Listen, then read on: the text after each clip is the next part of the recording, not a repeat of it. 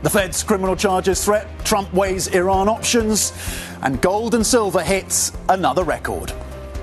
In the markets, we look for a response to our big stories. US futures are lower, metals are higher. Certainly silver is flying as Fed independence is in focus. Iran also certainly very much in focus. Treasury markets just opening up. They've been closed through a Japanese holiday, just opening up, looking for whether those markets focus on the threat to independence or the pushback by Jerome Powell. The countdown to the opening trade starts right now.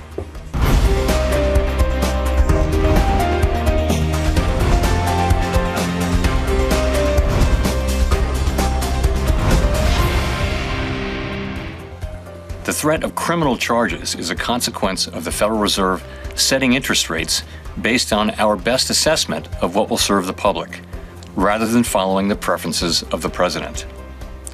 This is about whether the Fed will be able to continue to set interest rates based on evidence and economic conditions, or whether instead monetary policy will be directed by political pressure or intimidation.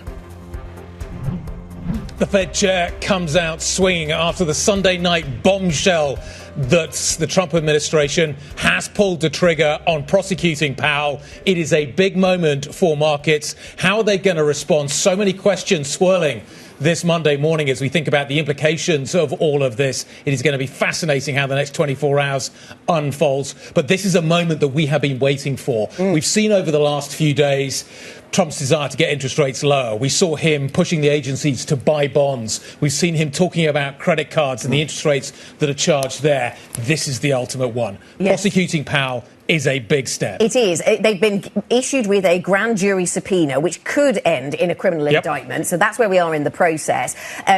What is the market going to focus on here? Is the market going to focus on the threats to Fed independence, or is the market going to focus on the fight back against those threats from Jerome Powell? And as you point out, coming out swinging, and certainly a contrast to the almost denial or downplaying of those tensions that we've seen in the past. The language shift from Jay Powell is remarkable, isn't it, in that statement, to your point, versus previous commentary on this from the chair of the Fed.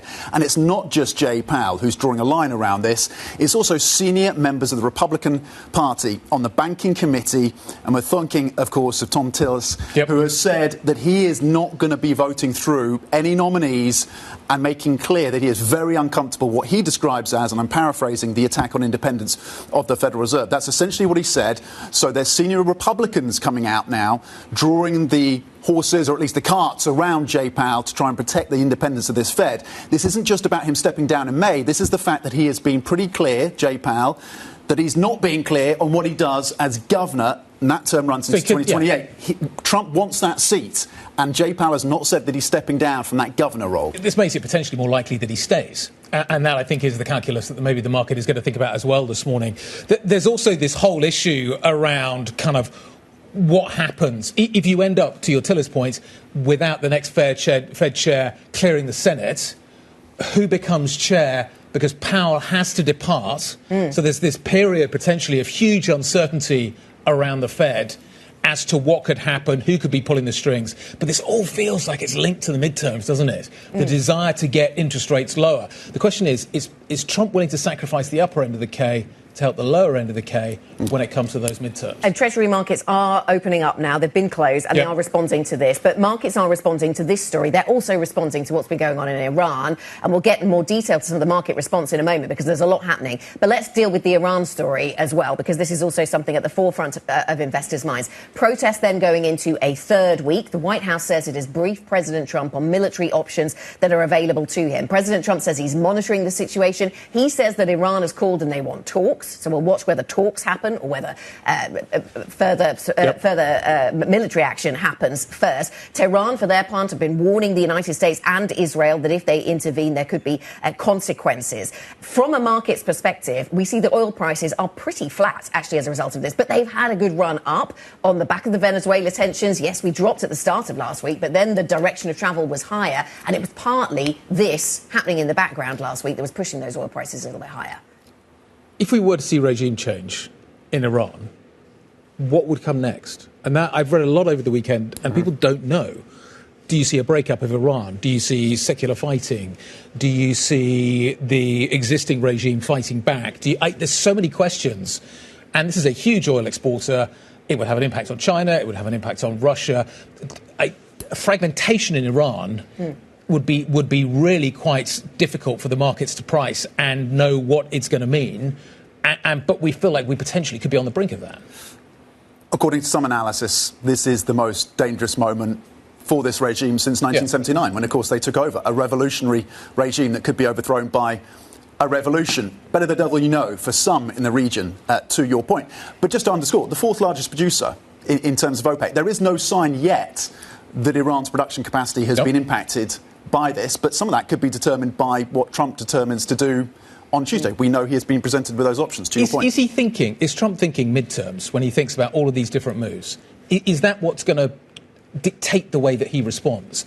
Do I want lower oil prices? Would it be better if the Iranian regime stayed in place? Well, I don't know. No, and how does it fit with the Monroe or Donroe doctrine is unclear right now, isn't it? Also, but leading up to the midterms, with that in mind, should we talk about where the markets are and how they've responded to both of these stories? And it's a reminder of the volatility now that investors need to brace for. So gold and silver rallying to fresh record highs on the back of this. The dollar is under pressure, of course. It's being the Fed, right? Is it precisely? So yes. What is driving this? Yeah. And on treasuries, to your point, do you play the curve steepness? Do you expect that the front end goes lower in terms of yields, lower, and high end of the back end on concerns that inflation will start to spike with a more dovish Fed as President Trump tries to reshape that institution? Why do you get a more dovish Fed in this scenario? That's the bit that I can't figure out. Because in some ways you could argue you get a more hawkish Fed as a result of this. You get a Fed that fights back, that resists the idea that rate cuts should be coming, and maybe the data supports that from Friday, and you get a Jay Powell that stays on the committee and doesn't move. So why do you get a more dovish Fed here? Is my question. So the front end, it feels logical. The back end the front end seems kind of based around that. But what happens at the back end as well is fascinating with all the buying that's happening, with agency buying. Yields are up right now, almost 4 basis points on the 30-year. The further out the curve you go, the more they're up. Yeah. Exactly. The more selling there is.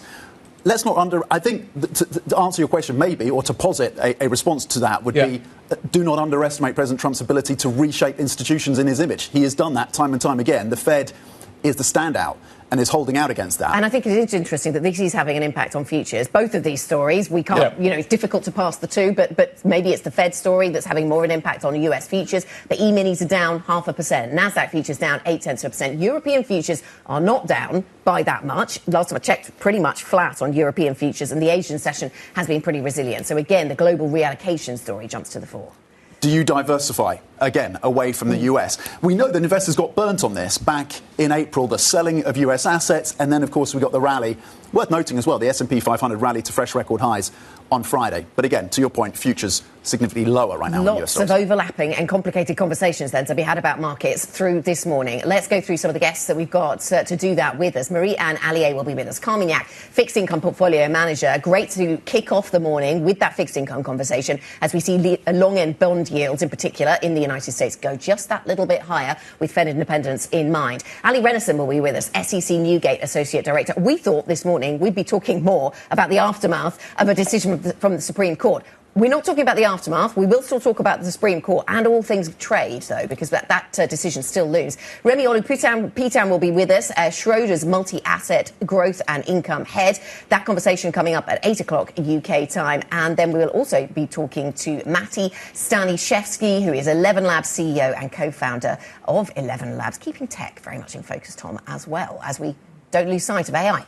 Also on the agenda this week then, G7 finance ministers meeting in DC. Germany's Merz, of course, is in India right now, meeting with his counterparts there. Trade, of course, in focus. And on Tuesday, we're going to get the Trump briefing. We've just been discussing this, the fact that President Trump will be briefed on those potential Iran options. And, of course, when it comes to the macro picture, it is US inflation. So US CPI will take centre stage on Tuesday. Wednesday, we get the Supreme Court opinions, as we've discussed, in terms of those tariff stories. The IEPA decision potentially could come on Wednesday, as well as US producer prices, US retail sales as well. So more detail, more colour in terms of the health of the US economy. And on Thursday, switching focus to the UK with GDP data here in the UK. US jobless claims also after a bit of a mixed picture when it comes to non-farm payrolls on Friday, with the overall jobs number coming in a little coming down, unemployment moving down, and yet the number of openings slightly higher. What moves markets this week?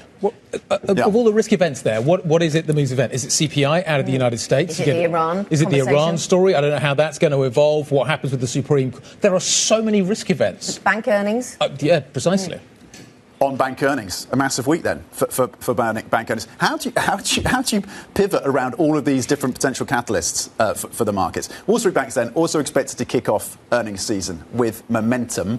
Tuesday, we're going to get JP Morgan Chase, those earnings kicking off. So JP Morgan out front and centre on Tuesday, and of course we'll bring all the analysis around that tomorrow. Wednesday, we're going to get Bank of America, Citi and Wells Fargo, and of course a touch there on the health of the US consumer and that K-shaped consumer that we're seeing in the US. And on Thursday, Morgan Stanley, Goldman Sachs earnings as well. To what extent are lower rates proving a problem when it comes to net interest margins, or do they continue to fire on all cylinders when it comes to the trading parts of those businesses? So earnings story with banks front and centre Tuesday, kicking off with JP Morgan. Guy. What else do you need to know this Monday morning? Speculation that Japanese Prime Minister Sanae Takaichi will call a snap election is rising, with one local newspaper saying she may call for a vote as early as February the 8th.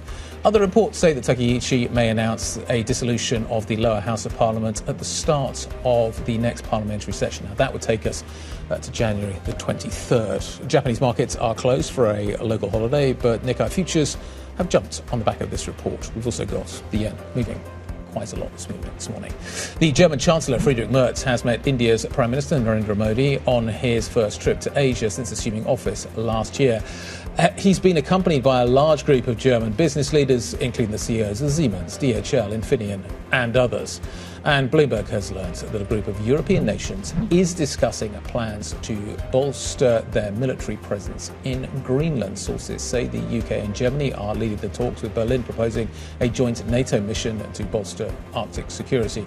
President Trump's recent moves in Venezuela and, of course, rhetoric related to Greenland have prompted European leaders to show a more united front when it comes to regional security. A theme we will no doubt return to. Coming up on the programme, we are all over the metal story this morning. We've talked about gold and silver. Well, copper is pushing towards another record. We will check in on mining stocks ahead of the European Open. Plus, we're still waiting on that Supreme Court decision on President Trump's tariffs. We'll dive deeper into what's at stake with Ali Renison at SEC Newgate. Up next on the programme, US stock futures falling and the dollar weakening on concern over the Federal Reserve's independence. More on the market reaction to that story coming up in just a moment. If you want to have your say, get involved in these conversations, IB plus BBTV Go is the function to use on the Bloomberg terminal. This is Bloomberg.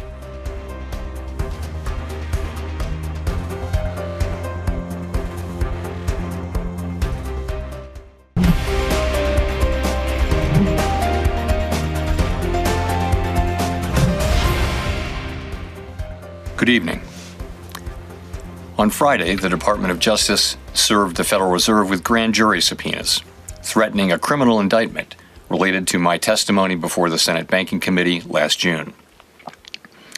That testimony concerned, in part, a multi-year project to renovate historic Federal Reserve office buildings.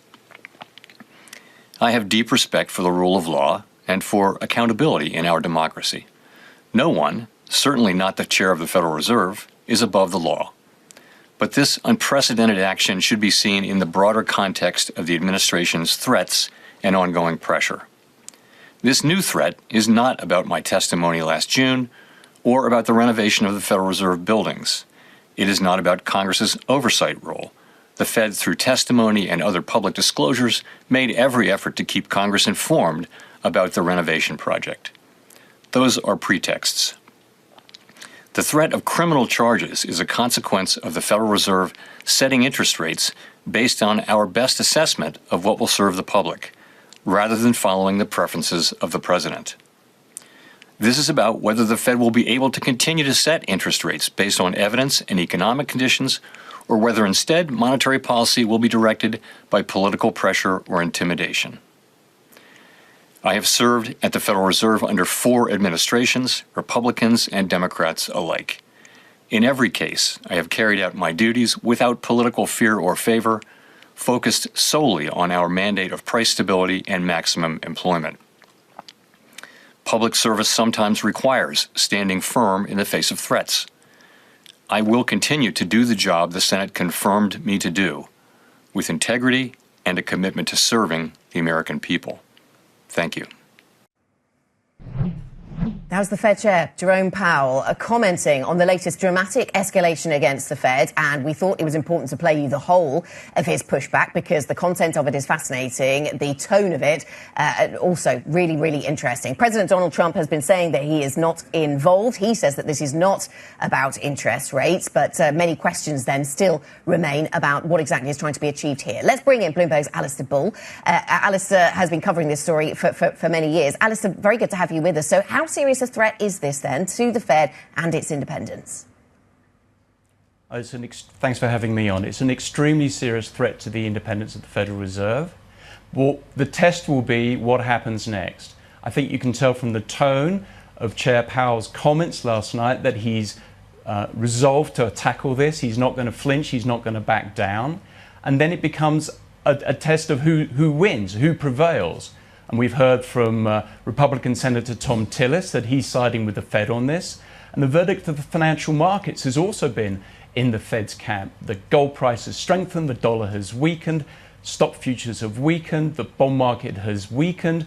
None of these are favourable to the administration's goals of driving down borrowing costs and making mortgages more affordable, which is what you heard Chair Powell say this is really about, lower interest rates. So if it turns out that this direct assault on the Federal Reserve's independence fails, I think you could argue that the Fed emerges stronger. And Alistair, we were just debating in the break between ourselves the role of Scott Bessent, the US Treasury Secretary, in this decision, if there was a role played there. But we do know the role played by the Republican Senator Tom Tillis, who says he will not confirm, Republican Senator, saying he will not confirm any Fed appointee while this is ongoing. Does that present a wider problem for the functioning of the Fed?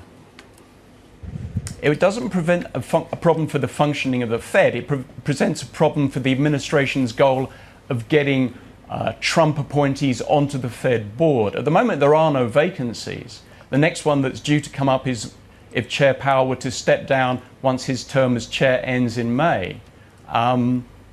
If he did that and that created a vacancy, then Tillis saying he won't approve any Trump appointments means that the president won't be able to fill that vacancy. That's assuming Powell actually goes. He could stay after his term as chair ends in May. He can stay on the board until 2028. But if Tillis sides with Democrats in the Senate Banking Committee, that deadlocks the committee. It's 13-11 votes at the moment, 13 Republicans, 11 Democrats. If he crosses the aisle, it deadlocks. And to resolve a deadlocked committee, you need 60 votes in the Senate, and the Republicans don't have those. So Tillis saying what he's done basically freezes any nominations in place.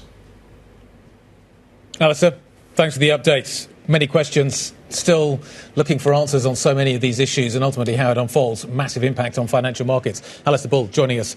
Let's carry on the conversation. Marie-Anne Allier, fixed income fund manager at Carmignac, joining us now. Front-end US yields are down, further down the curve we're up a little bit. But the market reaction in some ways appears quite mild thus far. Do you think that changes? I just hear your conversation before, about Venezuela, Iran, oil, Fed, tariffs.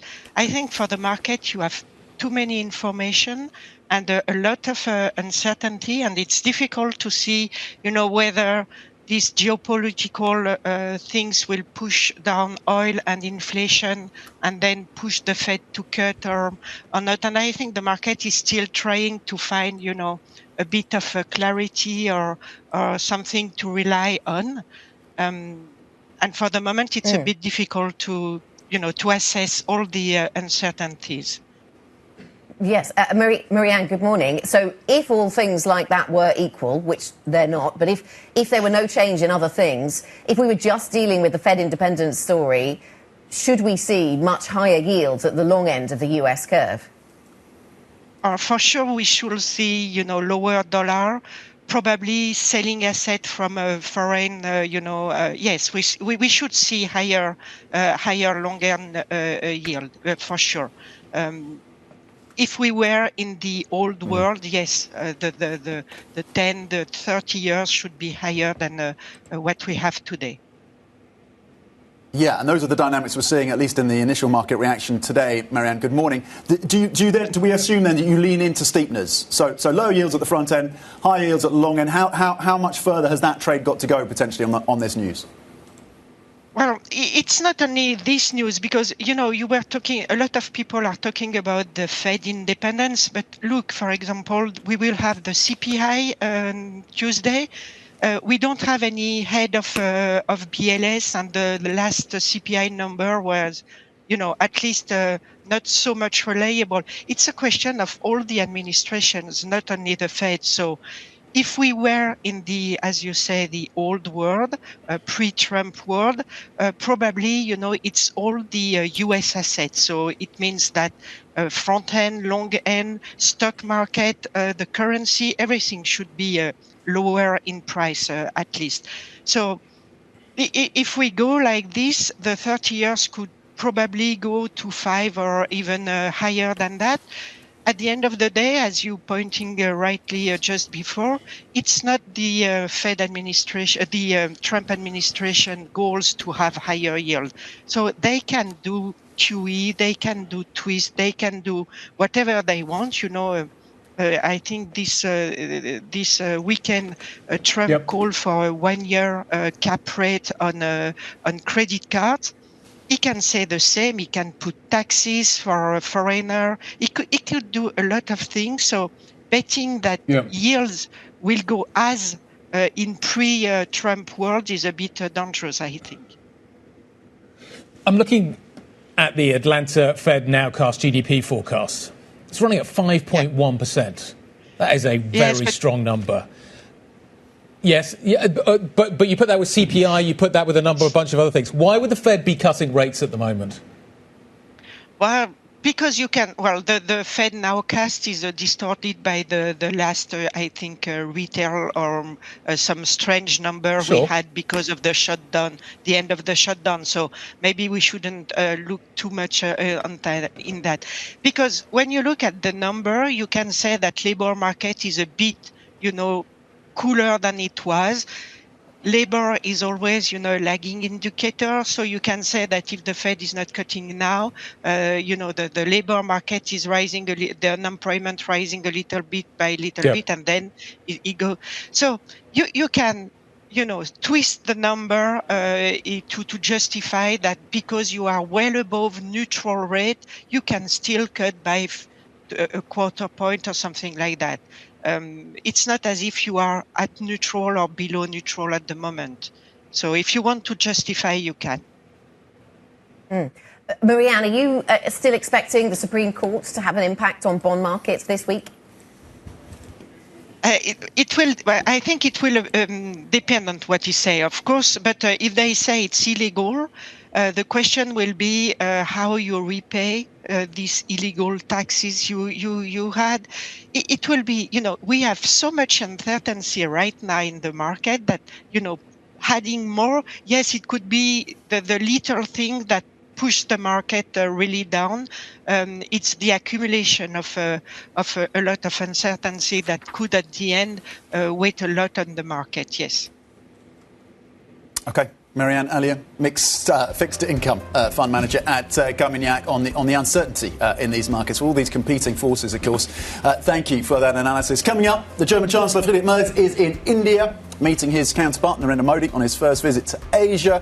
They've signed some deals already. We're going to discuss what it means for German business.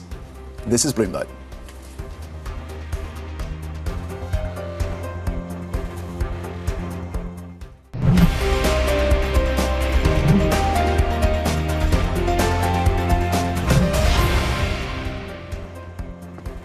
Monday morning, good morning. Welcome back. 30 minutes to go until the start of equity trading here in Europe. This is what the picture looks like. We're getting some action, certainly in equities this morning. European equities, though, pointing to a fairly flattish open. But take a look at what is happening stateside. And what you'll see there is that basically US futures are down reasonably hard. But take a look, I urge you, at the two-day charts on S&P, NASDAQ futures this morning, basically round tripping. We're back to where we were on Friday morning. So in some ways, yes, there's some action. In some ways, actually, on a two-day basis, there's nothing to see here. Yeah, we had all-time highs on stocks, didn't we, as we sort of closed out last week over in the United States. Let's look at the bond markets then and work out where we are on that particular narrative. We've got European bond markets on your screen now, just opening up. We do see some slight movement higher in those yields, but we see a little bit more movement at the longer end of the Treasuries curve. Again, not a huge amount, but a few basis points higher. The further out the curve you go, the more response you're seeing, probably to the Fed independence conversation that we're talking about a lot this morning. So we're up by 4 basis points at the 30-year, 3.7 at the 20-year, for example. Tom. OK, let's get to geopolitics now, because Bloomberg understands the UK and Germany are leading a European push to discuss plans to increase a military presence in Greenland to show President Trump the continent is serious about Arctic security. Speaking aboard Air Force One, President Trump insisted one way or another, the US would get Greenland. If we don't take Greenland, Russia or China will take Greenland, and I am not going to let that happen. Sure, I'd love to make a deal with them. It's easier. But one way or the other, we're going to have Greenland. Let's bring in Bloomberg's chief Europe correspondent, Oliver Crook, then joining us now. Ollie, talk us through the decision to put and bulk up NATO presence in Greenland. Germany, the UK looking to play their role. How significant is this potentially? What are they trying to achieve? What they're trying to achieve, Tom, is trying to address what the explicit stated fear of the United States is, which is that basically Arctic security is not being taken seriously enough by other NATO allies, and that the United States is the only one that can really embody that role fully by taking over Greenland. So what we're hearing from the Germans, we've heard it more and more from the UK, is trying to sort of build out their sort of Arctic presence on Greenland, but also elsewhere in the sort of northern part of the globe. And that is their hope will be that will sort of assuage some of the fears that Donald Trump has around Arctic security and wanting to dominate the atmosphere. We have the German foreign minister who will be in Washington, D.C. this week. He will surely be talking about this with his counterpart over in Washington, D.C. That being said, we heard from Donald Trump there. We heard him just before that sort of soundbite begins. He was saying that basically he's not interested in a short-term deal on Greenland. He's not interested in leasing Greenland. He is interested on owning Greenland. That is basically the stated policy goal of the President of the United States. How he's going to achieve that is not very clear. As you heard him say there, saying that he's wanting to buy it. You know, there have been discussions about buying it from Denmark. There have been discussions about direct payments reportedly to the residents of Greenland, up to $10,000 to $100,000 for each of the residents of Greenland to try to persuade them to join the United States. That would only cost at the upper end about $6 billion, which is effectively a rounding error for the U.S. military budget. That is how Donald Trump would like to progress with this. That being said, you know, for the United States, what is potentially even more worrying for Europe is the pronouncement we got from Trump on Friday, and I'll just quote directly, saying that he would like to make a deal the easy way, but if we don't do it the easy way, we're going to do it the hard way. If that sounds familiar, that's because that's exactly what Donald Trump said about Venezuela at the end of November, and we know how that sort of resolved itself about 6 weeks later with that sort of incursion into Venezuela to pull out Maduro. Now, whether or not that would happen with Greenland, I think it's very unlikely to envision a military confrontation between the United States and a NATO ally. That being said, it's hard to imagine what the path forward here is for Greenland if this is something that Donald Trump will not let go of. Let's talk about the pictures we've just been watching, actually.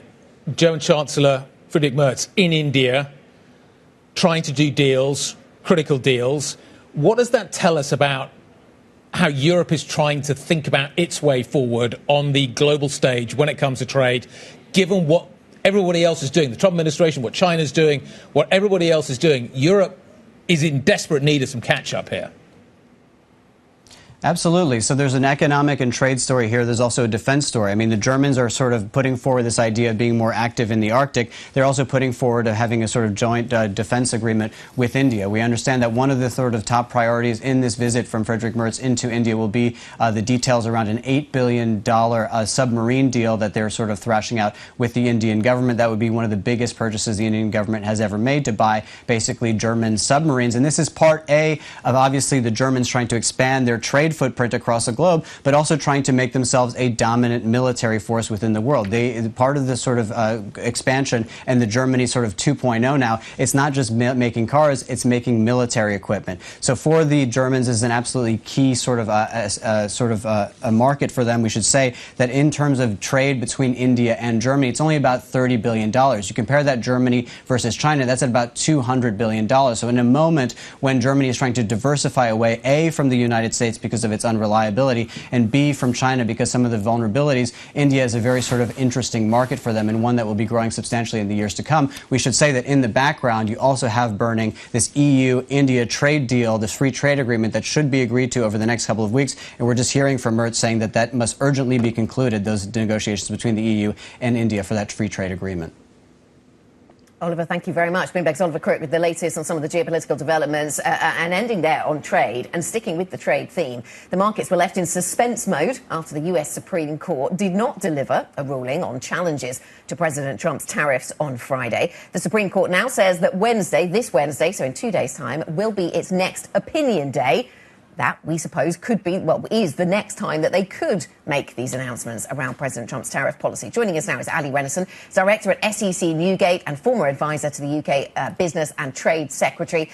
Ali, thank you so much for joining us. We weren't fully expecting this on Friday, but there was a lot of built-up expectation, I suppose, in the background, even if the Supreme Court never commits to a date, that we would get a decision on Friday. We didn't get that. Now we might get one this week. We might get it on Wednesday. Do you read anything into that sort of lengthy time it's taking to get an answer here? Is there any, can you infer anything into that? I think there were some provisos that perhaps the justices are wanting to make sure that they top and tail all of their sort of reasonings, because one of the things that people are considering is that even if you listen to the oral hearings that the justices had a couple of months ago, it seemed like a lot of the judges were fairly sort of skeptical about the legal basis of the argument. They did acknowledge the mess that could ensue if basically they're found to be invalidated and actually subsequently overturned. I think that's the big question is even if, most of the justices think that the legal basis for these country-by-country tariffs that the president has used is sketchy, is dicey. They're not sure if they want to unleash absolute chaos by completely overturning them. So I think they're wanting to make sure that everything is dotted and I's sort of T's crossed. OK, so one of the key questions here is whether their decision is given in a prospective way, so only applying to the future, or retrospective, applying to the past as well. Is it possible for them to deem deem these tariffs to be illegal and then not to leave the outcome being refunds? The convention would say no. The convention would say if you find something to be illegal, that is subsequently overturned. So we've seen that obviously mostly with laws that are when there are lawsuits that are brought to pieces of legislation, they're overturned. They have to be redone effectively. So the convention would say no. However, there are some takes in Washington that say that because this is an unusual kind of case, tariffs are not very often challenged, taxes are not very often challenged at the Supreme Court, that this could be prospective going forward. Now, it's worth saying that the Customs and Border Control has made provisions for refunds to be issued in large scale. So it is possible. But the big question is about whether, as you say, it's prospective versus respective. Ali, there will be some companies, of course, there's a little over 1,000 that are signed up to this case now, hoping, of course, that they'll get some tariff relief. But you're warning that actually tariffs could end up being more punitive if the Supreme Court strikes down this IEEPA challenge. More punitive in terms of the different form that it could take from the Trump administration. Just explain why they could become more challenging, potentially, for companies. Yeah, absolutely. And I think we saw some of the president's advisors and even the Treasury Secretary saying we have alternative legal bases. And I think the future is not necessarily just country by country, but it's sectoral, it's sweeping, it's product by product.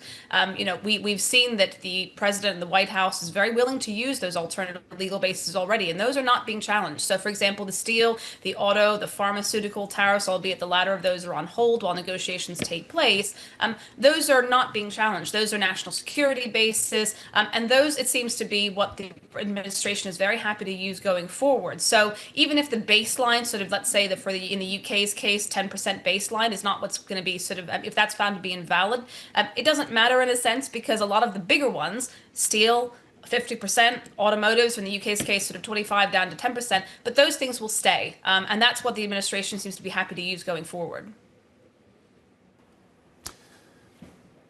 Ali, if President Trump wants to win the midterms and he's worried about the affordability crisis in the United States, and all evidence points to the fact that he is, say the Supreme Court threw out these tariffs, what tariffs could he put back in place that would help him win the midterms? If you think about it through that political lens, does it change what could come next? Interestingly, I think the administration is a bit more focused on what wins he can show, what he's extracted from other countries. What President Trump really wants to do is make the argument to say, listen, because of these tariffs that I've levied, all these investment and manufacturing announcements that are coming in, he wants to link those to tariffs. So for him, this is all about sort of burgeoning the argument that says, because I've levied, in this case, let's say automotive tariffs, or tariffs on sort of semiconductors, for example, all these investment from overseas, I was able to pound to that to say, listen, we managed to get a deal off the back of them. But also he wants to make sure that this isn't being sort of painted as a narrative about chaos, that actually he was able to extract wins in concessions in return from other countries off the back of his tariffs. Ali, where does this all leave the UK potentially with what was seen as being a pretty preferential deal with 10%? How well positioned is the UK on the back of this potential decision? Well, it's interesting. Some people might contend that actually, because we're deep into negotiations, did we need to do that? Were countries that didn't strike deals kind of better off? I still think that the UK being at sort of the front of the queue, so to speak, to get sort of being in the best of a bad bunch territory is probably a pretty invidious position to be in relative to other trading partners. Having said that, we know that the where we are in the negotiations with Washington at the moment is quite delicate. They are chucking in stuff that's quite contentious. For example, the way we do our online safety rules and digital services taxes. So you might say that actually, you can give with one hand and take away with the other in terms of how far we're into our trade negotiations. But I don't think the UK government, even if the Supreme Court rules that these bases is invalidated, is going to be trying to change its tack and risk getting a worse deal and angering the administration off the back of it, particularly with sort of the way it's going to use other tariffs from a sectoral perspective going forward. Ali, great to catch up. Thanks for the insight. We'll look forward to what we get on Wednesday.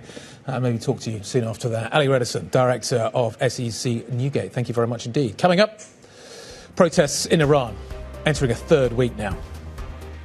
We're looking at it very seriously. The military is looking at it. And we're looking at some very strong options. We'll make a determination.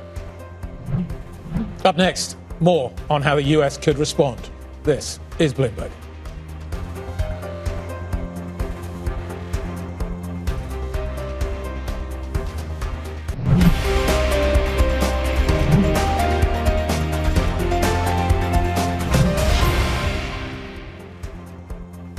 Welcome back, everybody. This is the opening trade. A busy morning for news flow. Let's get to the Iran story now. President Trump says the US is looking at potential options in response to violent crackdowns in Iran, which analysts say have seen 544 people killed and more than 10,000 imprisoned. Joining us with the latest is Bloomberg Managing Editor for Middle East and Africa, Ona Ant. Ona, good to have you on the programme once again. So weeks of violence, escalating violence, but has it become increasingly difficult to establish what exactly is happening on the ground in Iran right now? What do we know? Well, we know that this, according to a human rights activist group based in the US, more than 540 people have been killed during the protests, which are entering their third week now. And it's also reported that over 10,000 people have been arrested in Iran. At the same time, we have seen that US President Donald Trump has been escalating his rhetoric, sort of pursuing his very unique, unpredictable diplomacy. At the same time that he's threatening with military action, he also said that Iranian government has reached out to him to talk about nuclear issues. So far, what we know is that, yes, the protests are ongoing. They're still very serious, probably the most serious test that the Iranian administration has faced since the Islamic Revolution in 1979. Hundreds of people have been killed, thousands have been arrested, and there is no clear end game in sight in terms of what the US might do next or how the Iranian government might try to address the discontent that's been visible for 3 weeks now. Anona, you talked about President Trump and his optionality at this point. He's expected to get a briefing, of course, Tuesday from some of his military leaders. If President Trump was to take military action against Iran, what form could that take, and how much support would he get regionally? Well, there are a few layers to the answer to this question. On the one hand, the military operation, as we have seen back in June during the war between Israel and Iran, is likely to take place in the form of an air operation or a series of air assaults that may target both military and non-military sites based on various forms of reporting we have seen over the last few days. But in terms of the support it might garner, that's a trickier question.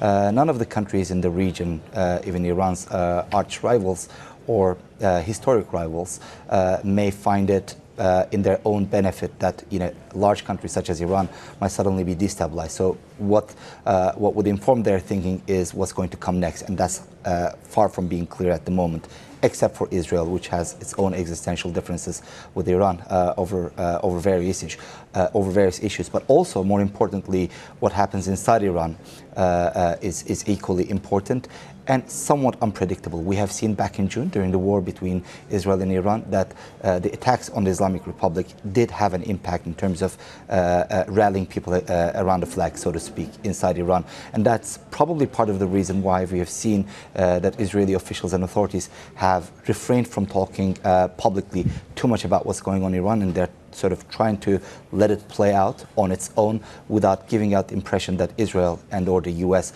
is trying to actively be a part of what's going on inside Iran at the moment. Oh, no, we're going to keep monitoring the situation very carefully. Thank you very much indeed. Anna Ant, Bloomberg Managing Editor of the Middle East and Africa, joining us out of Dubai. Let's talk about these markets. Oil's not moving much this morning, barely budging in many ways. You've also got a similar story when it comes to what is happening in the US bond market. The dollar's moving a little bit more. US equities are under pressure. The Nasdaq's down around 0.8%, but the S&P's down by around 0.5%. If you'd have told me that the Fed chair is potentially facing a criminal probe and the Iranian regime may be teetering and about to fall, I'd have expected maybe a bigger response, but we're not getting it. So why aren't we getting it? Let's try and answer that question. Skylar Montgomery-Koenig joining us around the table. Why not? Maybe we tackle the oil price first. And okay. I think any time you have disruption like that, you need to think about what does that country actually produce? How big is that supply? Now, Iran produces more than, say, Venezuela in terms of, I think it's like 3.5 million barrels or something. So it's just over 10% of OPEC. But we're in an environment where there is quite a lot of supply this year. The worry is a supply glut. And if you look at spare capacity elsewhere in OPEC, that can more than make up for it.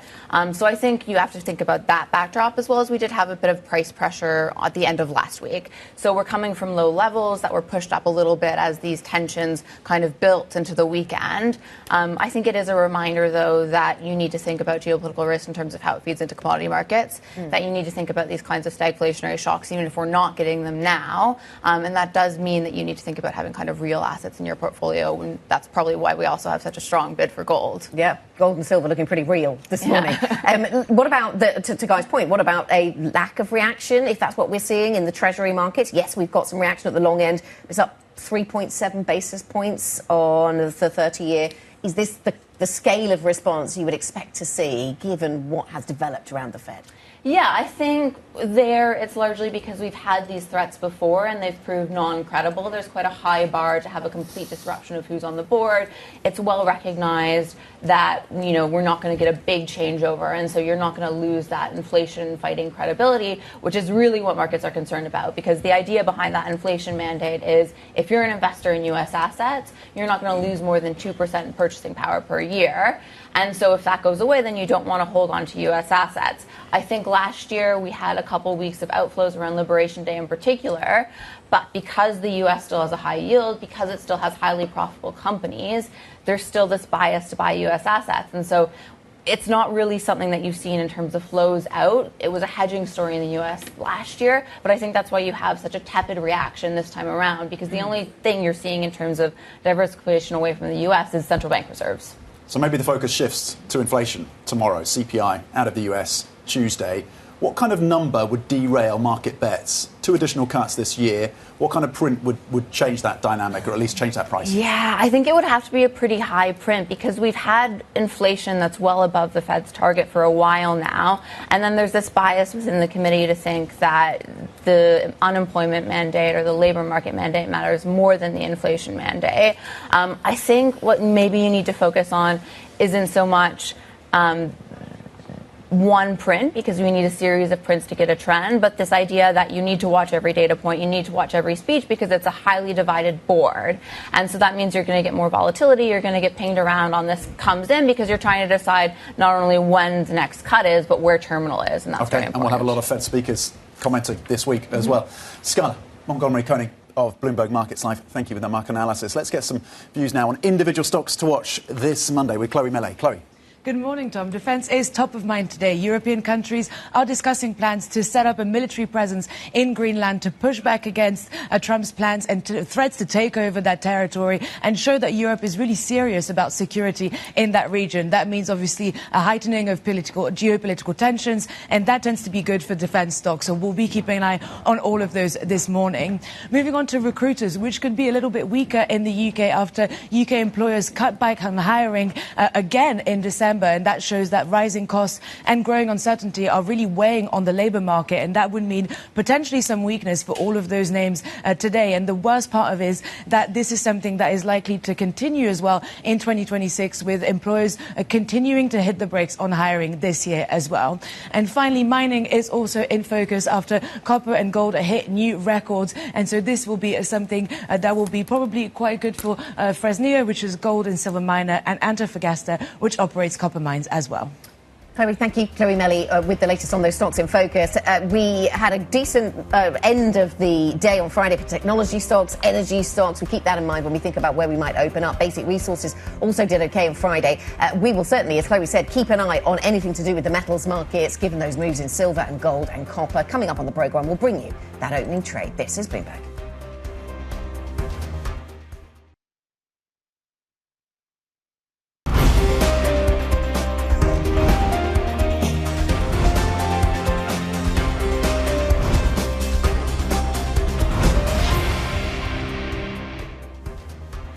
Monday morning. Let's talk about Friday. Friday, decent session. US equities go up quite nicely. Tech has a decent session. Energy stocks have a decent session. Europe goes out where the yellow line is. So we rally into the close. Now, what is interesting here is you take a look at US futures since then, and basically you've got the mirror image. We're back kind of to where we were at the beginning of Friday's session. Now, that's interesting in the light of where Europe is going to go next, because actually what you're not getting as a result is much reaction this morning in European futures, because in some ways they can ignore the back half of this session and focus on what futures have done. Tom, what are we seeing? What does the Sell America trade to some extent put a floor under the European story or give an additional catalyst? European futures, to your point, only modestly lower right now, pointing down by 0.2%. But again, within the context of record highs on Friday. FTSE 100 futures pointing lower by 23 points. DAX futures over in Germany. The focus on the defence stocks this morning pointing lower by 42 points. Anna. Let's talk about some of the stocks in focus then, and indeed the sectors. Defence stocks certainly in focus for a host of reasons. Might we see some movement here around the Iran story, around the Greenland story? We continue to watch both of those as they develop, of course. Heineken certainly in the mix as well. Dolf and Brink, who we've spoken to many times on this programme, the CEO, stepping down months after the brewer issued a profit warning amid a slump in beer sales. So that's certainly one that we will focus on. And then the mining sector jumps into focus as well. We have silver prices up by 5.4%, gold prices up by 1.7%, copper both of those all-time highs, copper threatening to take out another all-time high. Certainly a focus on mining stocks then, Guy, as we get towards the start of trade. Absolutely. There's some upgrades this morning in the defence sector as well. Keep an eye on how those are going to impact some of those businesses this morning. Gold and silver seem to be the big story coming out of the Fed story and the Iran story this morning. How does it all translate into European markets? Let's find out. Time for the opening trade. Here we go. Let's give you some numbers and some ideas as to what is happening. At the moment, I don't see anything happening in European markets. It's a struggle, certainly, to make head or tail of... There we go. Europe is now open. We're down by 0.3%. I wasn't sure quite what I was going to do then if that didn't appear. Probably throw back to Tom, but I'm sure he would have had some answers. FTSE's down a little bit. Stock 600's down a little bit. Let's wait for the rest of Europe to see what it delivers this morning in terms of its response to what we are seeing around the world. Europe is kind of marking time at the moment, kind of trying to figure out, I think, which way to go on this. Remember, we've got a slightly stronger euro, which we need to factor into our thinking as well. The IBEX is down by 0.7%. We'll wait for the DAX and the SMI to to open. Swiss franc, you would have thought, would be a beneficiary of all of this turbulence that we are seeing on global markets. So, in some ways, quite a muted response out of European equities this morning to all the turbulence we are seeing on the global stage. Tom, how does that translate into a sector story? Yeah, the sectoral divergence is there, Guy. Basic resources then, on the back of those higher prices that Anna was zeroing in on when it comes to commodities, with a particular lens on copper. Basic resources up 1.1%. Chemicals also gaining 0.4%. On the downside, the biggest losers coming through right now in the banking space. You're seeing that on the FTSE 100 as well, and that divergence with the miners right at the top of the list, the likes of Fresnillo, one company that you were zeroing on before the break. Antofagasta also up 2.6%. On the downside is the banking names, particularly Barclays, currently down 4.4%. But again, back to your broader sectors across Europe. Basic resources at the top of the list, and banks currently the biggest losers, down 1%. Autos also taking a bit of a knockdown, 0.6%. Yes, I was just still that Barclays move, and I was just looking to see if we have anything on that. So still looking on that front, but the stock is down by 3.8%. The shares down the most in 12 weeks. Trading volume surging, apparently, on Barclays. So we'll continue to watch for what that is all about. And it is weighing, as you say, Tom, on the banking sector, the worst performing sector at the start of the trading day then here. Closely followed by autos and parts, utilities, insurance. Stellantis down by 1.3%. The news out of the UK at the moment is quite grim when it comes to what is happening with the housing market and other factors. I just wonder whether that has got something to do with maybe what we're seeing on Barclays. And maybe the comments from President Trump, the team, just crossing the Bloomberg terminal. Barclays falls 4% after Trump comments on credit card rates. Oh, that's a reflection of the business in the US, or is that a reflection of the business, you think of it as a UK credit card company, don't you, rather than stateside? But perhaps there's Doesn't that take us to a key theme of last week, which is with the midterms approaching, or at least on the calendar, very much front and centre for lawmakers in the US in November, that investing around the policy action of a Trump administration obsessed with that endpoint is very, very difficult, and we're seeing that impact on a UK bank right now. Well, it seems like Barclays has a big footprint in the United States, and therefore it does I'm fascinated to hear what people like Jamie Dimon have to say on this story a little later on this week as we get into the US banking story. They are going to be asked about this on the calls, aren't they? Absolutely. The banking sector, so much expectation about lower regulation, lighter regulation under the Trump administration, but maybe people hadn't made quite enough space within those arguments for the amount of micromanaging we're going to see from the Trump administration. But what do you do with this? How do you... do I not care about the data anymore? Is that less important? Do I care about... Because I've got to basically watch Trump's every move, and he is clearly now very much focused on these midterms, and he is going to make some big moves to try and make sure that the affordability crisis is resolved by the time we get there. So how does that manifest itself? You've seen it in the banks. Yeah. How does that story change? Effectively, he's doing QE with Freddie and Fannie.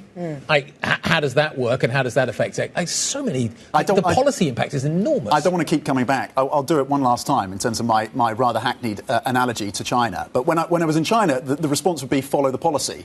Yeah. As an investor, follow the policy. And maybe that's the playbook now, is follow the policy. That's the only way to navigate. But you have to follow it because you have to be reactive, because you have no idea what's coming. So everything's getting so choppy. So that's great. But how do you invest with that?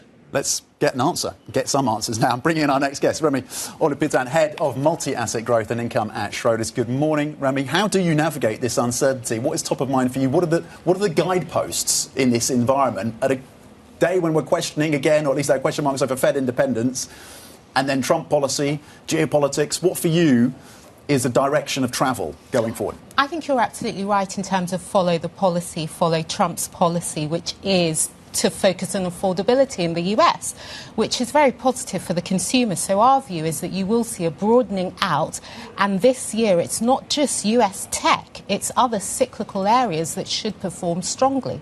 Do you sell America on Fed independence risks? I think so, because ideally what you want to own is international assets. We do believe that in this environment it is quite difficult and challenging for the US dollar. As a consequence, it could weigh negatively on US equities, particularly if you're an international investor.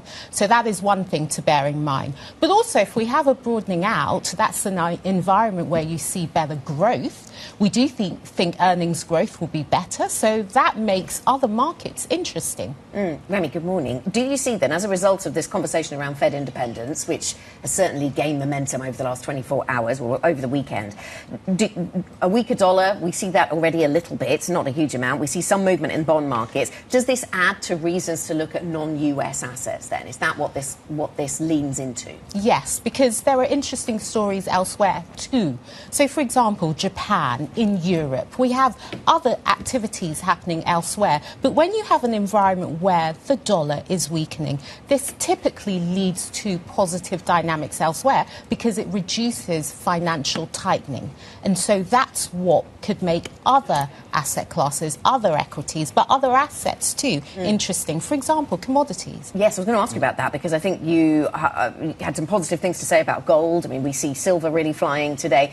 Also, you're positive on oil, and I wonder, what's the argument around the commodities basket? Is it a risk-off geopolitics argument around commodities? What's the driving force for you? There are three key driving forces. First of all, we do think that growth, global growth, broader growth will be better, which typically is positive for commodities. The other view is the US dollar. Typically, when the dollar weakens, commodities as well, particularly precious metals. But the third is geopolitics. Now, this is something we cannot call. As you mentioned, there'll be a lot of noise.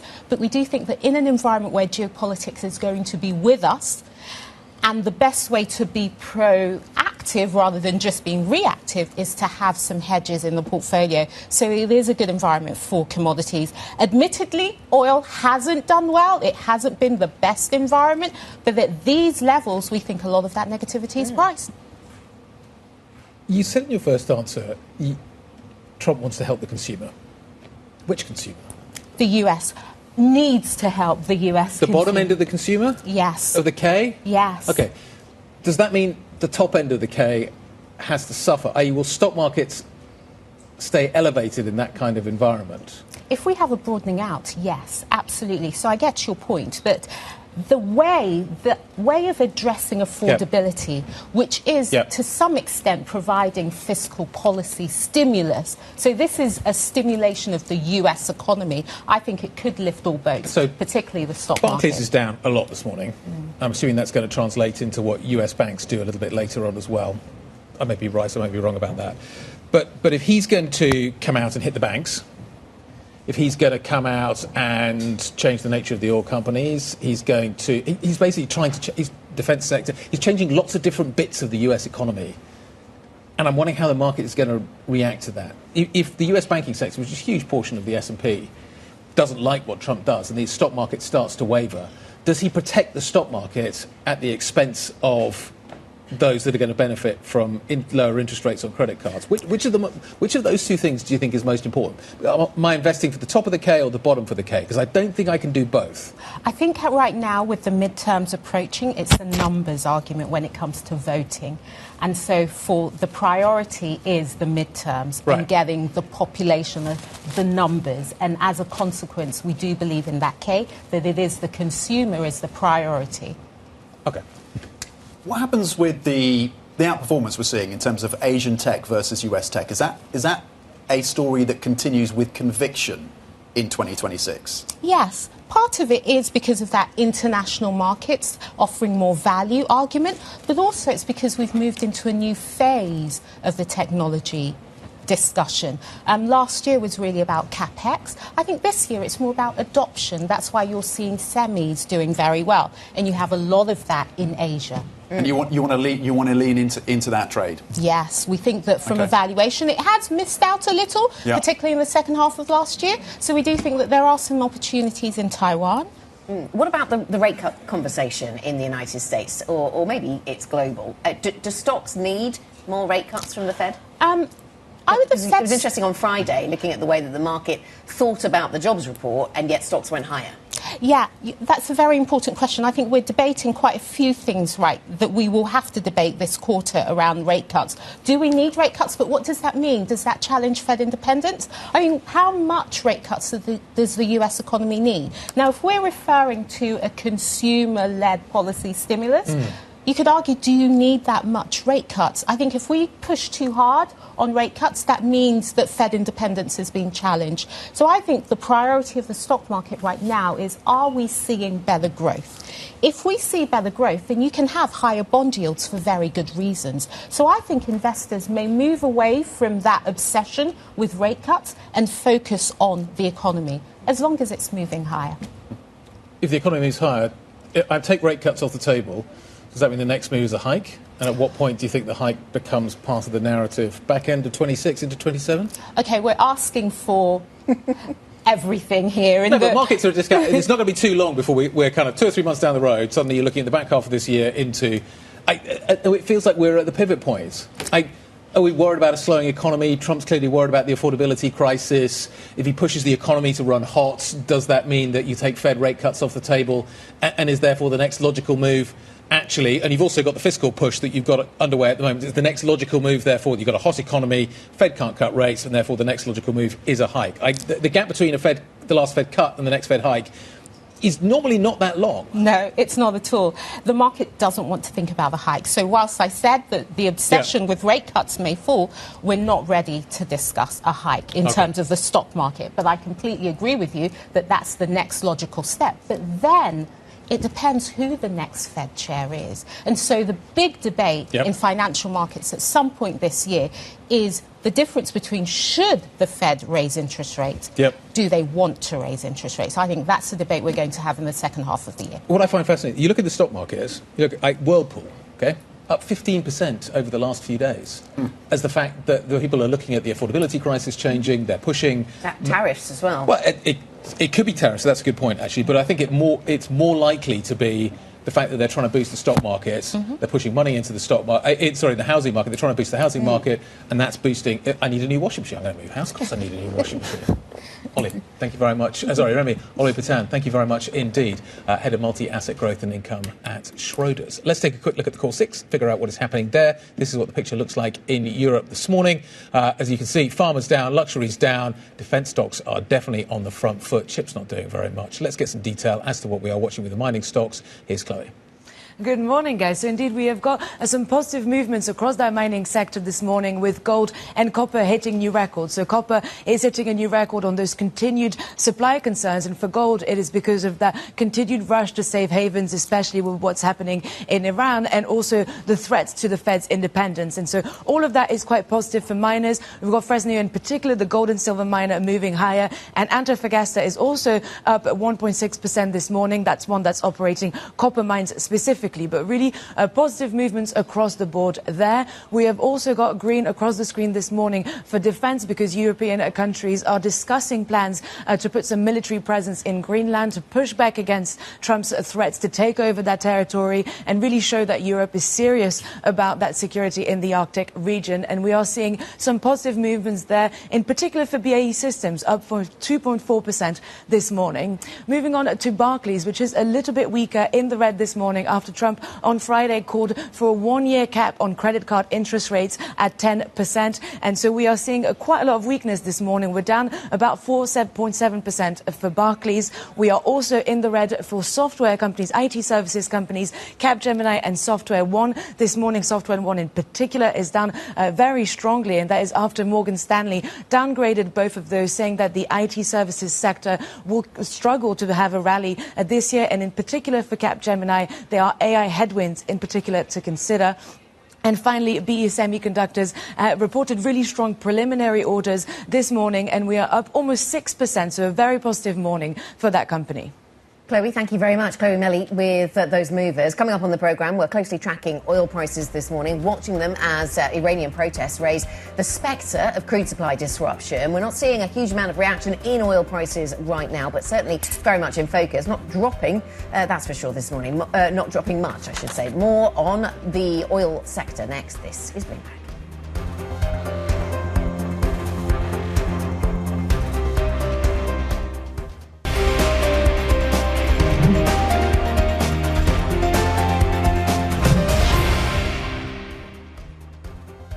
Morning, Monday morning, 18 minutes into the equity market session. This is the picture we find ourselves with. European markets actually reasonably calm this morning in terms of the response we're seeing. If you're long defence, you're having a better morning. The banks certainly are under a little bit of pressure as well. Standout story this morning, actually, I think is Barclays, which is down hard this morning on the back of the credit card story that we're seeing coming out of the United States. It's one of the biggest issuers in the United States, though JP Morgan dominates that market, and we'll hear from it tomorrow.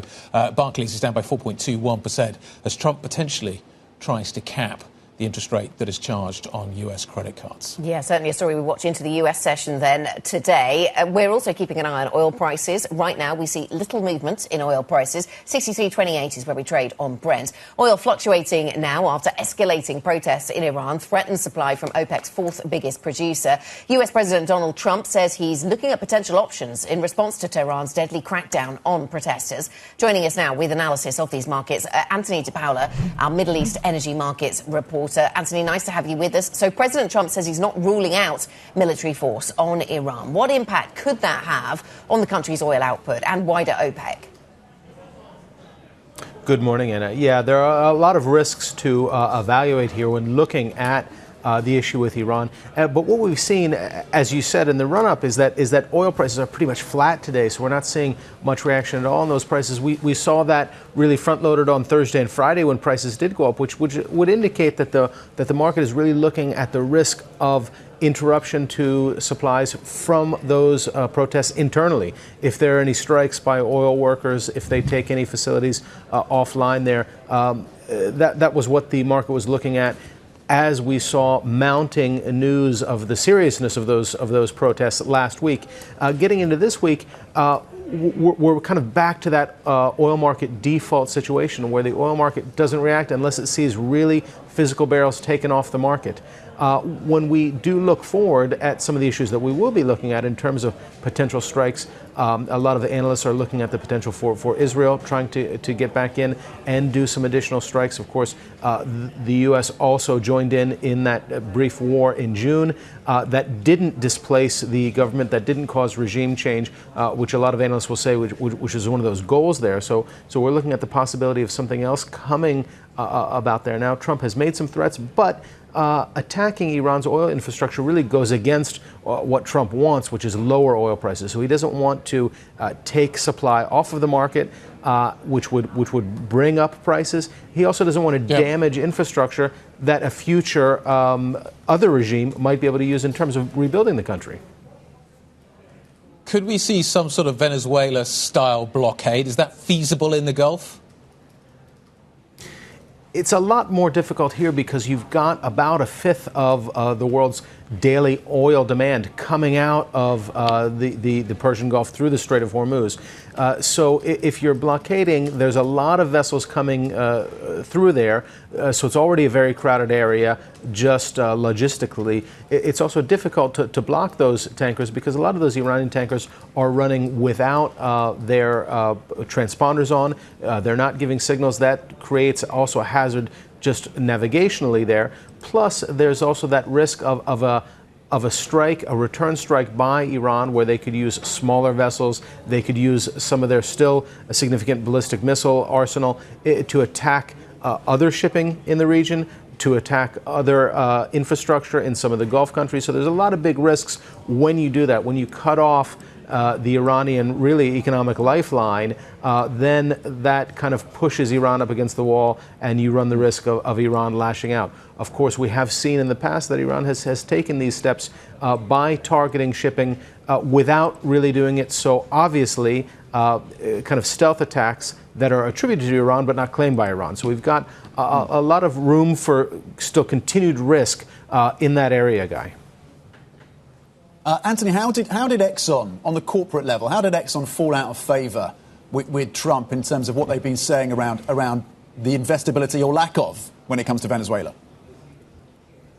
Yeah, hi, Tom. I mean, too early probably to count out Exxon.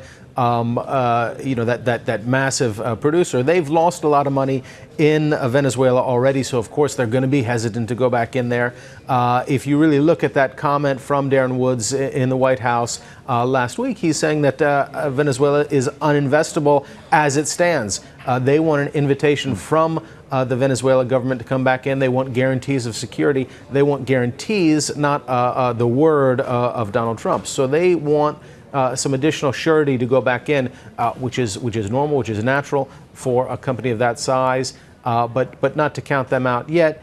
Of course, the Venezuela situation is at a very early stage. We're seeing warnings from the U.S. To citizens to leave because of some gangs and some violence there. So it's not a clear-cut situation there. And if we read through what's going on in Venezuela into Iran, we're at completely different situation with Iran, because we're not even looking into that next stage there of companies getting in. And if you look at a place like Iran, to take those words from Darren Woods again, I mean, Iran is literally uninvestable because we still have so many sanctions involved there. So really, we've got some ways to go before we can see some real money going into either of those countries and significantly increasing production either way.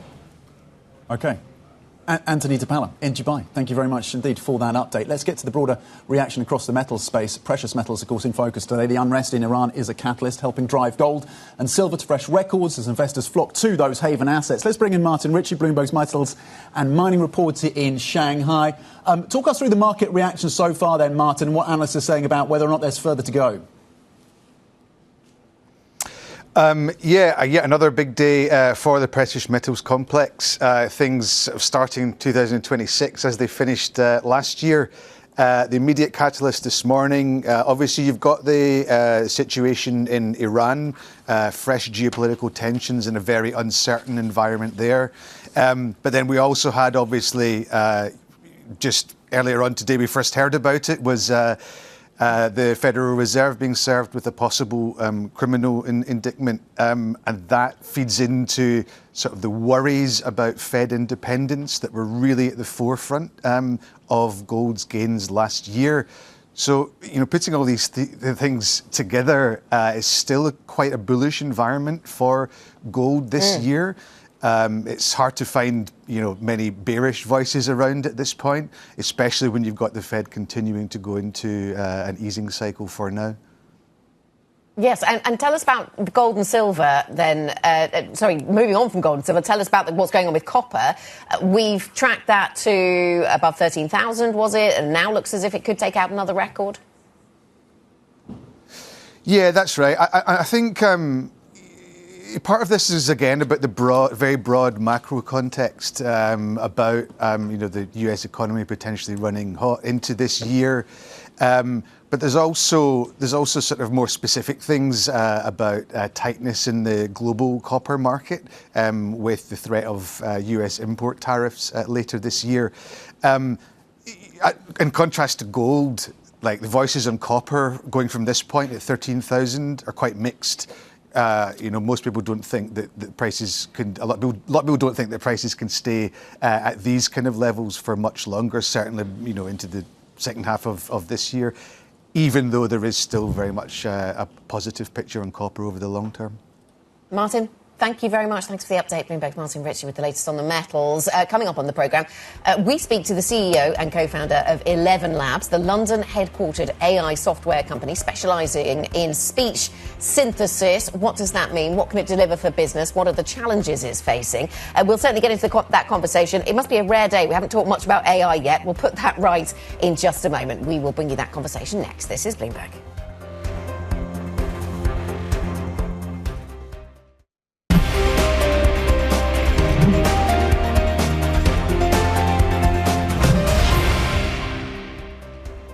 This is the opening trade. We're 30 minutes into today's session. Happy Monday. Across the European benchmark, losses of 0.3% so far in the session after record highs, it's worth noting, for European stocks on Friday. All sorts of uncertainty, though, for investors. Here in the UK, the FTSE 100 down just 11 points so far, a little softer by 0.1%. A little bit more selling, interestingly, when it comes to Spain and Italy. Over in France, the CAC 40 is currently flat. A bit of political uncertainty in France. The DAX also in focus, a little softer by around 0.1%. Sorry, the CAC is down 0.5, the DAX is down 0.1. So there's some divergence there in terms of political uncertainty in France, and defence stocks giving some support to the index over in Germany. Guy. OK, let's talk about internals. Margining to the downside. 373 to 213. Maybe that's not that marginal. 2 to 1. If you zoom out, maybe on that. So there's definitely a kind of negative bias in the market this morning. Defence stocks are having a much better day. Volume's kind of a little all over the place. So let's kind of break it down top and bottom and figure out what is going here. So defence stocks are definitely on the front foot. So you would assume that if the UK, Germany and others are going to put extra forces into Greenland, that would imply some sort of extra spending would be required. BAE Systems could be the beneficiary of that, but there's this kind of broader narrative coming out of the States as well, which would also help. Anyway, we're up by 3%. British American Tobacco is up. This is the one I want to focus on, though, Abivax. In the pharmaceutical space, there is a story that Lilly is getting ready to bid on this business. We don't know much more than that, but it looks like potentially Lilly could make this stock a takeout target. I think I saw an upgrade somewhere around floating as well. But it's the M&A story that is driving that stock definitely towards the top of the stock 600 this morning. Bottom of the stock 600 looks a little bit like this. Barclays is the really interesting one to my mind, down by 4.25%. It's by no means the biggest credit card issuer in the United States, but you are seeing a response to the story we got Friday that Trump wants to cap credit card interest rates. That would obviously be a fairly big negative for US banks. Barclays is going to be impacted by that. JP Morgan reports numbers. I'm fascinated to see what comes out on the call from JP Morgan on that story. Santander is down by 2.26. Tom was mentioning that Spain is lower. Astra's out of the Nasdaq is down by 0.6%. We're getting a bit of choppiness when it comes to what is happening in the pharmaceutical space this morning. Anna, what else do we need to know? Yeah, certainly the banking sector remains in focus today and through this week, doesn't it, Guy? Let's focus in on some of the other stories that we certainly need to keep on the radar today. Fed Chair Jerome Powell says the United States Central Bank has been served grand jury subpoenas from the Justice Department threatening a criminal indictment. In a statement released on Sunday evening, Jay Powell said the action was related to his June congressional testimony on ongoing renovations of the central bank's headquarters. But Powell added that the move should be seen in the broader context of the Trump administration's ongoing pressure on the Fed. Oil has been fluctuating as escalating protests in Iran threaten supply from OPEC's fourth largest producer. President Donald Trump says the United States is mulling potential options, including military action, in response to reports of deadly crackdowns in a third week of nationwide Iranian protests. Earlier this morning, Trump said a meeting is being set up between the US and Iranian officials. And Bloomberg has learned that a group of European nations is discussing plans to boost their military presence in Greenland. Sources say the UK and Germany are leading the talks, with Berlin proposing a joint NATO mission to bolster Arctic security. President Trump's recent moves in Venezuela and rhetoric related to Greenland have prompted European leaders to show a united front on the region's security. Tom. OK, let's zoom in on the AI story. One particular standout in the European space with a global impact, of course. AI speech synthesis company ElevenLabs says they have now crossed over $330 million in annual recurring revenue, or ARR. This after the London headquartered firm developed the first human-like AI voice generator and voice agents. Their work enables users to edit speech and music across more than 70 languages. Joining us now is Matti Staniszewski, co-founder and CEO at ElevenLabs. Matti, thank you for joining us in the studio. I look back on 2025 for the ElevenLabs story, and it's head-spinning in terms of the amount of time you spent on the road, but also the amount of products that you guys are shipping now. 330 million in terms of annual recurring revenue. What does that tell us about the growth trajectory going forward for you in the business? Tom, thanks for having me on. This has been an incredible year for ElevenLabs. We've seen such an incredible adoption across the enterprise segment where, as you've said, we've crossed 330 million at the end of 2025. And really what this shows is the trajectory across the company. We started the company in 2022. We launched the first product in 2023. It took us 20 months to get to the first 100 million in ARR. Then it took us 10 months to get to the 200 million in ARR, and only 5 months to get to the current number. So hopefully that rate will continue. We are shipping the products that can provide the highest value to our customers across voice agents, across conversational agents. And that's where our focus lies as we think about this year. But look, my maths is terrible, but on my calculation, that means in 2 to 3 months, you'll be at 500 million ARR if you continue that pace. Are you seeing that kind of pace of growth? And you talk about the enterprise adoption. Where within enterprise, because it's really interesting, we have all these question marks about return on investment around AI.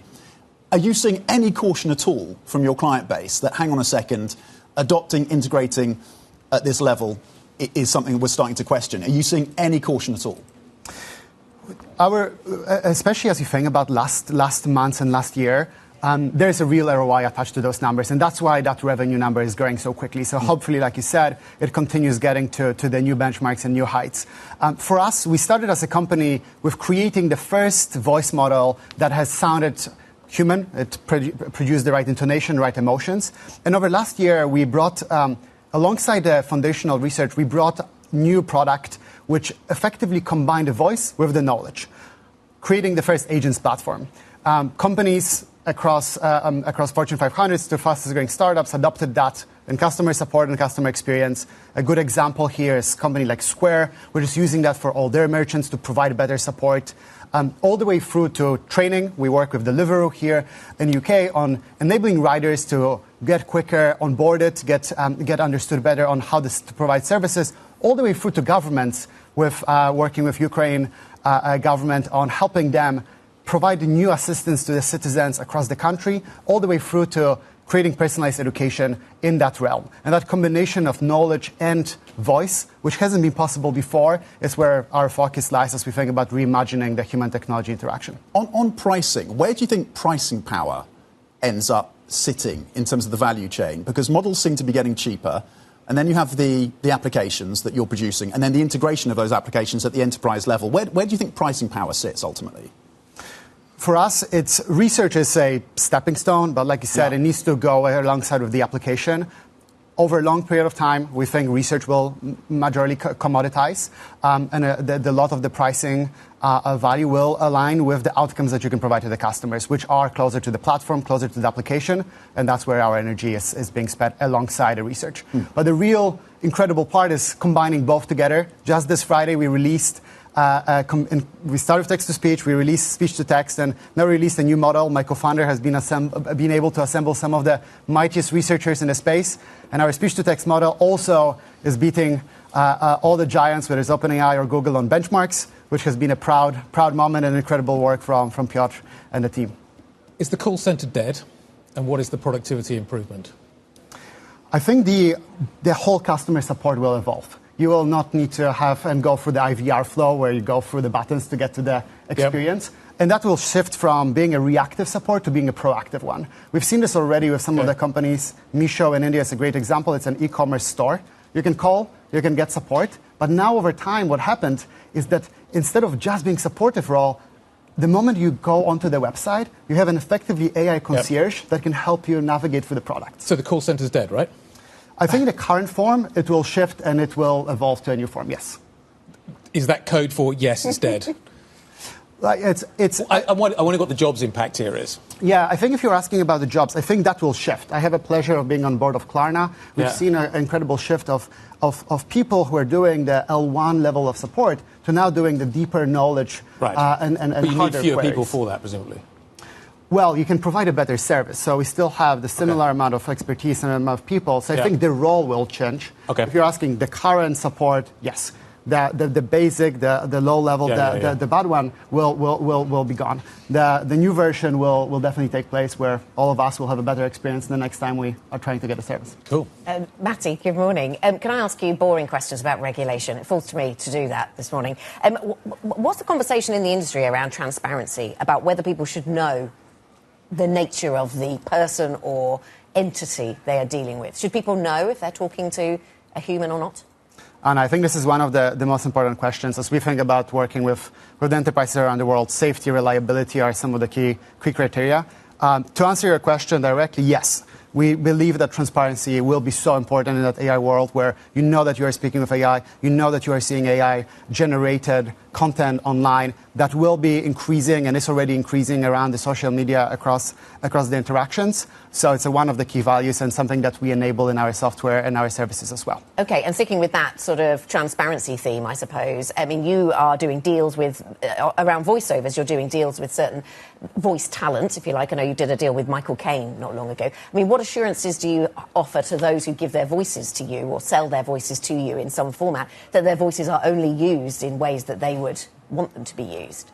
So we have a few different systems for helping people create their voice and monetize their voice. We have now a marketplace of 10,000 voices. We've paid back over $11 million to that community. It's the highest number of voice talent that's possible. And with certain talent like Sir Michael Caine, we work on specific projects. Everything is traced, everything is tracked. But as you think about the general AI-generated content in the future, this will open new opportunities. One of the incredible one is how you bring that content to other languages while still sounding the same. We have the pleasure of working with Meta, where all the Instagram content is brought to other languages, where you can enjoy that around the world while still hearing that original product. So Michael Caine can speak a number of languages more than he can in real life. Exactly. I have no idea how many. It's quite a languages unique he can voice, speak. isn't it? The Michael Caine voice. Yeah. One of the incredible ones recently was working with Matthew McConaughey on his newsletter, which you can enjoy in Spanish while still hearing the Matthew voice of- McConaughey tone, the Matthew McConaughey accent, which is itself unique. You've raised a lot of money. You're hitting all these metrics on ARR. How are the capital markets looking to you, Matty? Is this the year when you go public? We want to get public one day for sure. This year we are focusing on. So last year I think we solidified ourselves as the voice of technology. This year we are taking it further with reimagining the human-technology interaction, and hopefully in the next couple of years we'll bring ElevenLabs Are you public. another European gem that migrates and lists in the US? Well, we have a huge set of people here in Europe. We think the talent is phenomenal. We want to keep investing in that European side. We know that US is where a lot of the revenue and the growth is. If we can find a way to combine both, that would be a dream. Matty, thank you very much indeed. Thank you. Staniszewski, co-founder and CEO of ElevenLabs. Coming up, what percentage of, we're going to switch focus, of London homeowners sold their property at a loss last year? What percentage sold at a loss? The answer when we come back. This is Bloomberg.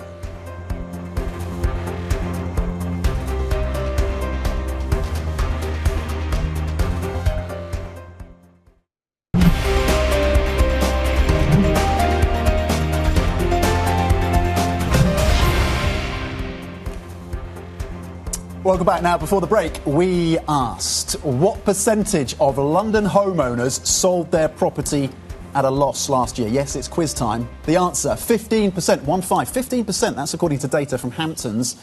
A home seller in London now is more likely to make a loss than any other place in the UK for the first time in at least a decade. That used to be the northeast of England, but it's flipped. The slump in the London market, driven partly by stamp duty hikes and the coming so-called mansion tax on homes valued at more than £2 million, has prompted some desperate vendors to offer discounts of as much as 50% over the past year. I think that's in the most prime parts Yeah, I was of going to London. say, But that must be 15%. right at the top end. Yeah. Yeah. But that makes it a huge number. It does. Yeah, that's a big deal.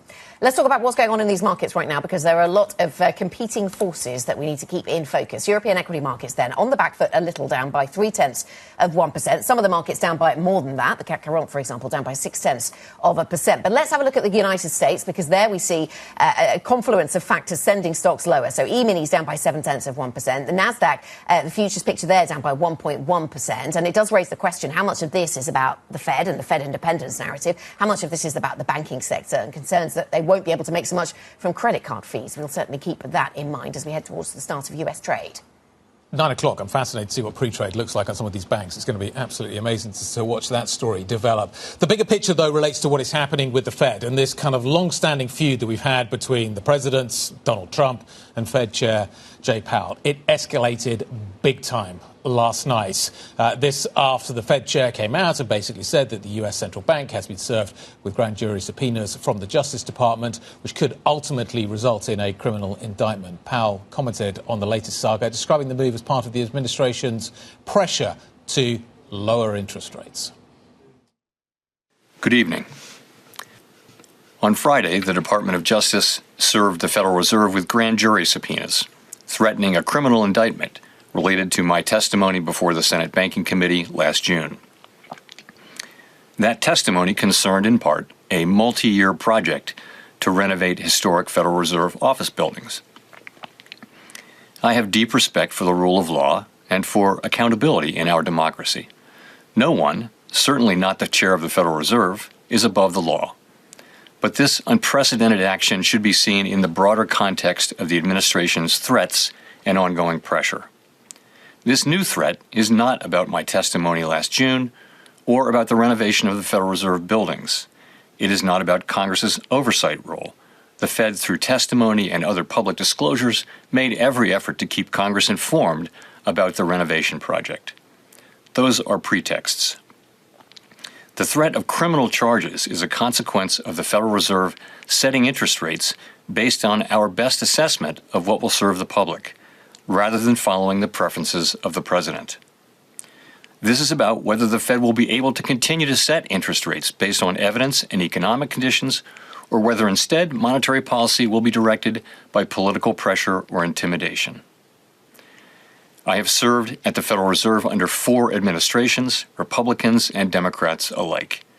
In every case, I have carried out my duties without political fear or favor, focused solely on our mandate of price stability and maximum employment. Public service sometimes requires standing firm in the face of threats. I will continue to do the job the Senate confirmed me to do, with integrity and a commitment to serving the American people. Thank you. He sounds calm, but he really isn't. That is clearly a very angry Fed chair, concerned that the Fed is being bullied to lower interest rates by the White House. An amazing situation that is resulting in, well, Nasdaq futures are down pretty sharply now. Equity markets are responding, bond markets are responding, the dollar is responding. What happens next is really critical. Let's get some assessments on what that could look like. Senior editor Alistair Bull joining us now for what this means for Fed independence. Let's talk about that commentary from Jay Powell. Just give us your take on what he is saying there, the words he's using, and what he is basically saying that the White House is up to. I think it's fascinating. I mean, his tone is defiant. He reminds the American people that he works for Congress. Congress has the ultimate oversight of the Federal Reserve, and that his job is to set monetary policy for the best outcomes for all Americans. I mean, they've really seized the narrative here. The subpoenas would have been delivered privately to the Federal Reserve. They didn't have to say anything, but they came out to get ahead of this story. And he makes it clear that they're going to fight. They're not going to flinch. They'll double down. So in terms of what it means for Fed independence, this Fed under Jay Powell is going to stay the course. They're clearly not going to cut interest rates at their next meeting later this month. And it's going to raise a question about what will happen to interest rates while he's still Fed chair until May. The bigger question is, what does it mean once he's gone as chair and the president has appointed somebody more to his thinking?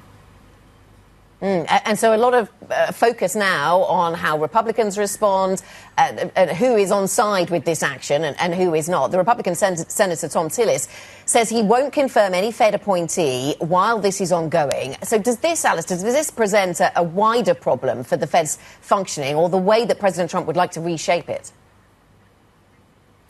Well, it certainly presents a problem for the way the president would like to reshape it.